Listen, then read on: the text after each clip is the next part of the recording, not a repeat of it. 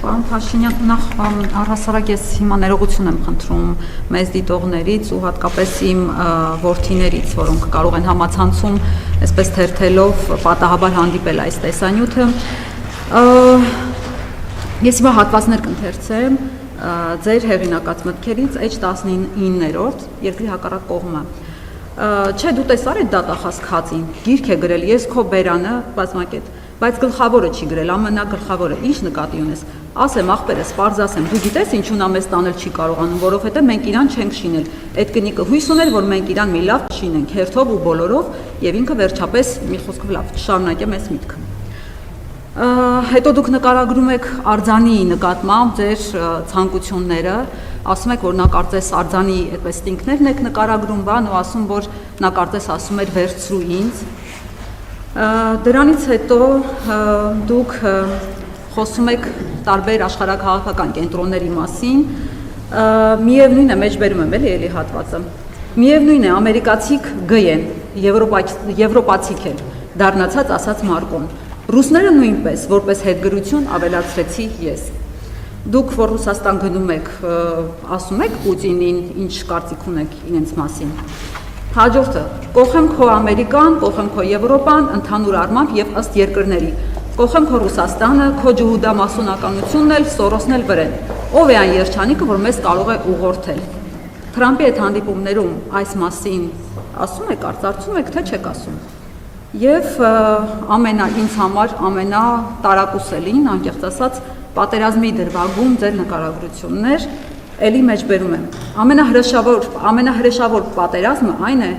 երբ նրա աղմուկ աղաղակը խեղդվում է ծափ ծիծաղի, երկու բարի, երաժշտության ու համերգների, պարգևների ու օվացիաների խառնիճաղան ճխորի մեջ։ Այդ ալիքների տակ է, որ խլանում են գերվածների հառաչանքները, զոհերի մայրերի, քույրերի կանանց ողբը, ովքեր իրենք անգամ չեն կռավում, որ իրենց որդիները, եղբայրներն ու ամուսինները զոհվել, գերեվարվել, կործանվել ու ավերվել են պատերազմի դաշտում, չունենալով անգամ պաշտպանվելու հնարավորություն, չիմանալով անգամ, որ իրենց դեմ պատերազմ է մղվում, որ ահա գտնվում են պարտության եւ օրհասի շեմին։ Ես տեսնում եի այդ պատերազմը, այն ծվարել էր հարմարավետ սրճարանների, աղմկոտ ռեստորանների, գիշերային ակումբների, կառուցվող շենքերի, զզվելի առանձնատների,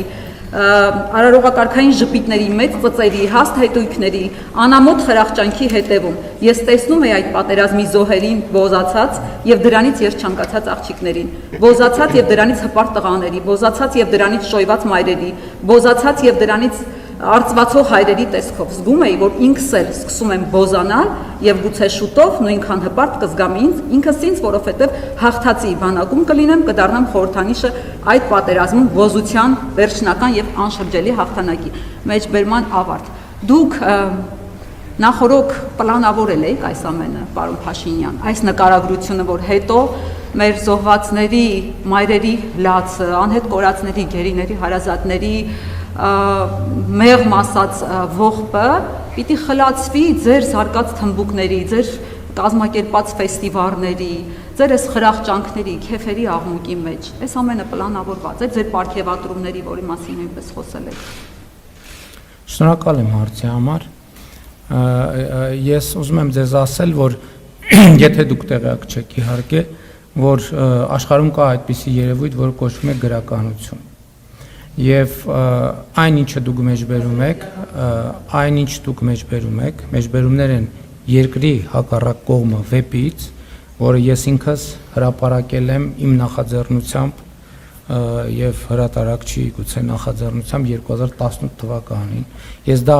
չհրապարակված ժամանակ հրապարակել եմ Հայկական ժամանակ օրաթերթում եւ ես ձեզ խորհուրդ եմ տալիս, եթե այդպիսի հետաքրքրություն կա, իմ գրքի քննարկումներ նախկինում եղել են, կարող ենք եւս մեկ քննարկում իրականացնել եւ դուք էլ կարող եք մասնակցել եւ ձեզ հետաքրքրող դիտարկումները անել։ Ես վարչապետի բրիֆինգի ժամանակ չեմ պատրաստվում գեղարվեստական գրականության դրվագներ քննարկել։